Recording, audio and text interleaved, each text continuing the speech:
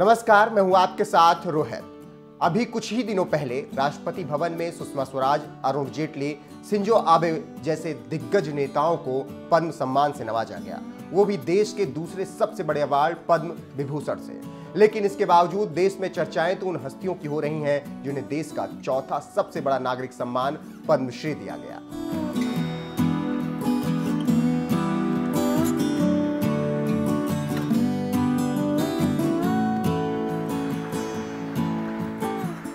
गांव की इन हस्तियों को शायद आपने पहली बार राष्ट्रपति भवन में रेड कारपेट पर चलकर पद्मश्री सम्मान ग्रहण करते हुए देखा होगा, क्योंकि मोदी राज में अब पद्म सम्मान बांटे जाने का सारा नियम कानून ही बदल गया है। अब यह सम्मान उसी शख्स को मिलता है जो इसका सही हकदार होता है। तभी तो गांव की मिट्टी में पली बढ़ी और गांव की मिट्टी से ही जुड़ी पप्पामल अम्मा को भी इस बार राष्ट्रपति भवन जाने का मौका मिला। खेतों में पसीना बहाने वाली 105 साल की अम्मा पप्पामल जब पद्मश्री अवार्ड लेने के लिए व्हील चेयर के सहारे आगे बढ़ी तो राष्ट्रपति भवन तालियों की गड़गड़ाहट से गूंज गया।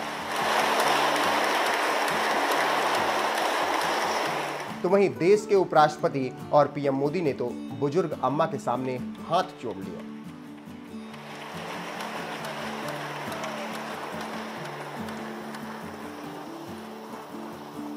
एक 105 साल की जिस बुजुर्ग अम्मा रंगामल और पप्पामल को पद्मश्री अवार्ड से नवाजा गया है, वो तमिलनाडु के नीलगिरी की तलहटी के पास मौजूद गांव थेक्कम्पट्टी में रहती हैं और यहीं अपने खेतों में ऑर्गेनिक खेती करती हैं। अपने माता पिता को बहुत कम उम्र में खोने के बाद 2 बहनों के साथ उनकी परवरिश थेक्कम्पट्टी में दादी के यहाँ हुई। उन्होंने परिवार की एक दुकान की कमान संभाली और फिर खाने पीने की दुकान शुरू की। इससे हुई कमाई से उन्होंने 30 साल की उम्र में गांव में ही 10 एकड़ जमीन खरीदी और जैविक खेती करने लगे। धीरे धीरे उनकी उम्र 105 साल से भी ज्यादा हो गई, मगर आज भी वो खेतों में काम करते हुए आपको दिख जाएंगे। पप्पामल अपने खेतों में बाजरा, भिंडी और केले के साथ साथ तमाम फसलों की जैविक खेती करती हैं। आज इस क्षेत्र में उन्हें इतना अनुभव हो गया है कि तमिलनाडु एग्रीकल्चर यूनिवर्सिटी के एजुकेशन डिपार्टमेंट से जुड़ी हुई हैं। वो तमाम सेमिनार और कॉन्फ्रेंस में भी हिस्सा लेती हैं। वो जैविक खेती की तकनीकी और फायदों के बारे में लगातार बताती हैं।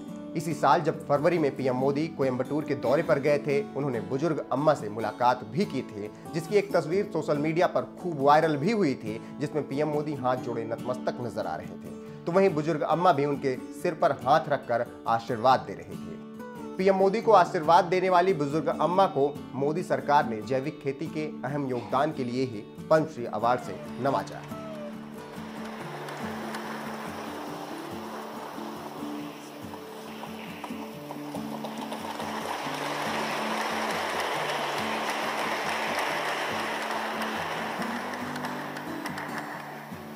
बुजुर्ग किसान पप्पामल व्हील चेयर पर राष्ट्रपति भवन पहुंची थी। जब वो पीएम मोदी के पास से गुजरी तो खुद पीएम मोदी ने उन्हें प्रणाम किया। तो वहीं जब पप्पामल पद्म सम्मान लेने के लिए आगे बढ़ी तो खुद राष्ट्रपति स्टेज से उतरकर उन्हें अवार्ड देने के लिए नीचे आ गए।